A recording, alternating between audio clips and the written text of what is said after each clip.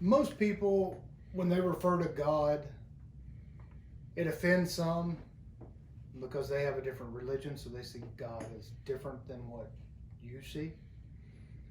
Some people think of him just in the sky, looking down, some in some heaven, some in some other place, some mystical and magical.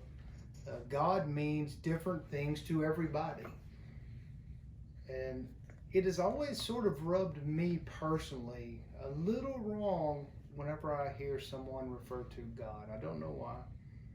That's just so as my own personal preference, and as what we refer to a lot within our church and our congregation, is something that we don't understand. In our today's world, we seem to have this idea where we know what God is. And I'm here to say that we don't entirely know what God is.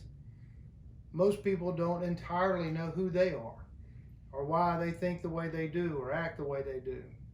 So what in the world thinks that we can even see into the hearts of another person, much less understand what is God? For us, God is infinite. And for many religions, he is the Alpha, the Omega, the beginning, the end. There is no way to understand the beginning of time nor the end of time. We don't know what it was before a Big Bang or the creation. What was before that? We don't know what's going to be after it's over. Is it just over? Is there something else? There is an infinite.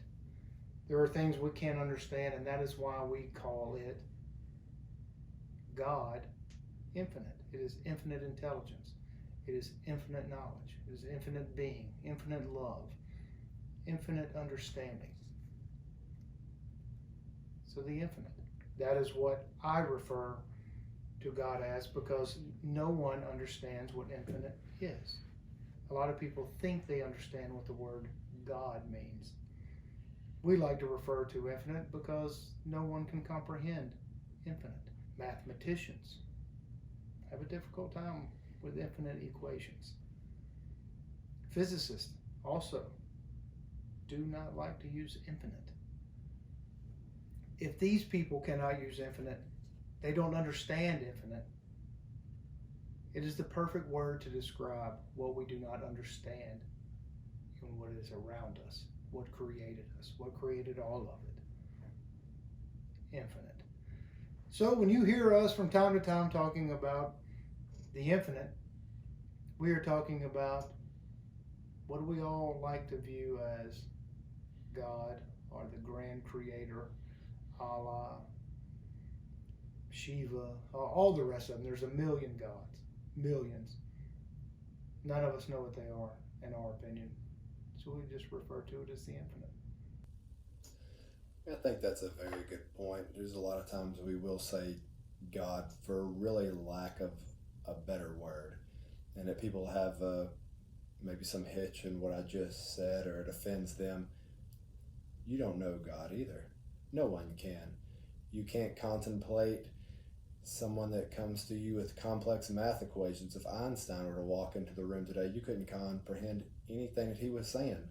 So how could you comprehend someone that made Einstein, someone that made the entire universe? Or if you think there's a multitude of gods, we're just using that, or the infinite, in kind of a broad stroke, a broad gesture, that's what it means to us. I think it is difficult when people begin to say the word God because it means so much to so many different people. It is infinite. It is infinite understanding. It is the beginning, the end, something that is infinite. Again, it's what we want to call it.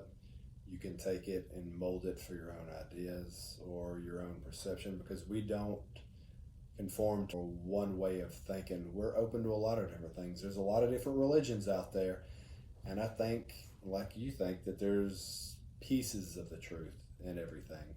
I don't think anyone has the full and complete answer.